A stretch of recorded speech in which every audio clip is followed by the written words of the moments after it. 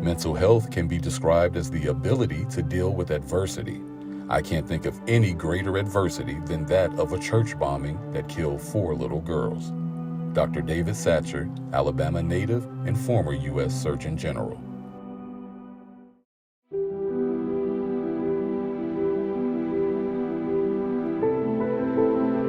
A lot of people who still have not healed.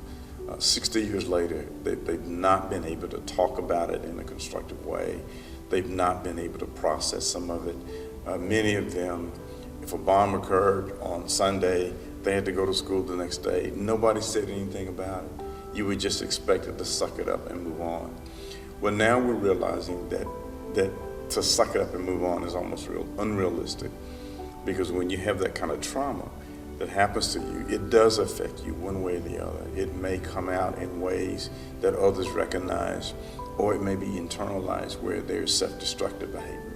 But it does not just go away. You have to deal with it.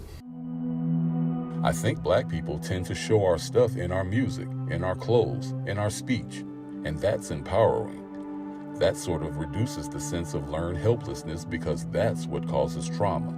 It's the helplessness behind the trauma. The late Dr. Carl Bell, researcher. There are people who are reluctant to talk about all the things that they had gone through because it was so traumatic.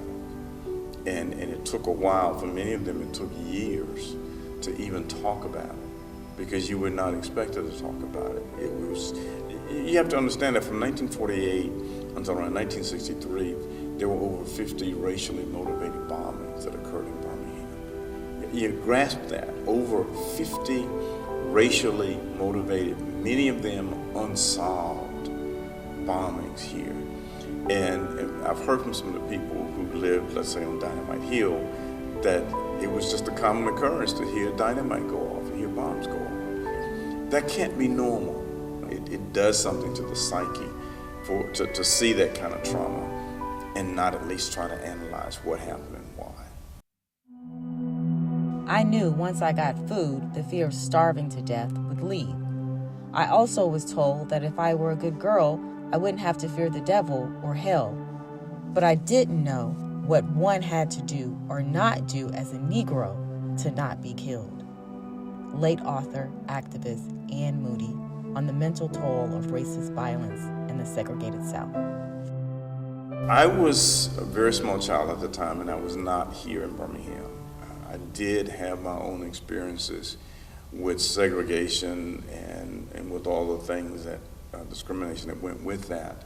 I did not have situations where I saw people lynched, nor was I involved in any particular bombings, but I have heard people talk about it, and I have watched them as they talked about it, and just how much anguish it caused them to talk about it, just to talk about it. And so you have to make the decision to forgive, though you probably never will forget.